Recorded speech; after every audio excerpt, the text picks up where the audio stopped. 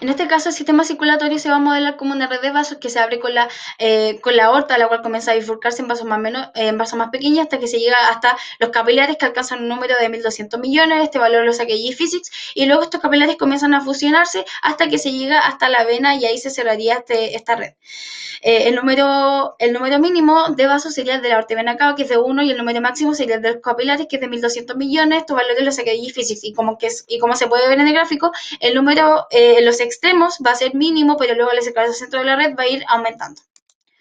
Esta la desactivé. Bueno, la viscosidad de la sangre se calcula con el modelo de Einstein, el cual va a depender de la viscosidad del plasma y el factor de concentración del glóbulo, y obtuve este valor en pascal por segundo. En este caso, la resistencia hidráulica se calcula con esta fórmula en donde se ve que es inversamente proporcional al radio elevado a 4. Por lo tanto, a medida que aumenta la resistencia hidráulica del sistema, va a ir disminuyendo el radio. Bueno, acá se tiene la resistencia hidráulica, la máxima, el valor intermedio y el valor mínimo. Entonces, como se puede ver según esto, a medida que va aumentando la resistencia hidráulica, va a aumentar la diferencia de presión y va a disminuir el flujo en el vaso.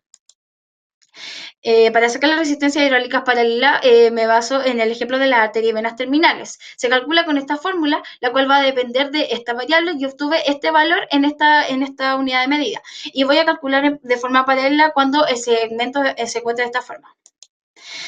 Para sacar la resistencia hidráulica en serie, me basé en el ejemplo de la arteria y venas principales, en donde sumo de forma directa estas variables que están acá y obtuve este valor en esta unidad de medida. Voy a sumar en serie cuando esté así, de esta forma.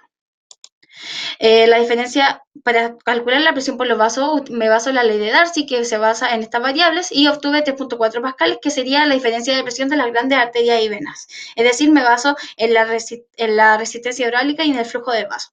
Para calcular el flujo por los vasos, me baso en esta fórmula, la cual va a depender de estas variables, y obtuve este valor en litros por minuto, que sería el flujo por una arteria o vena principal. Por lo tanto, yo el flujo total del vaso lo divido por el número de vasos para poder calcular el flujo por cada vaso.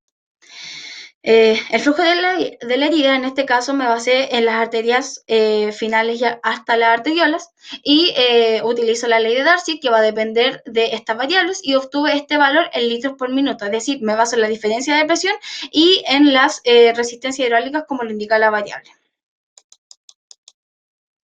Y para sacar la presión en el sistema, voy a utilizar esta fórmula, la cual utiliza estas variables, y obtuve este valor en pascal, que sería de las grandes arterias a arterias principales. Por lo tanto, me baso en la diferencia de presión y de los vasos adyacentes, como lo indica la fórmula.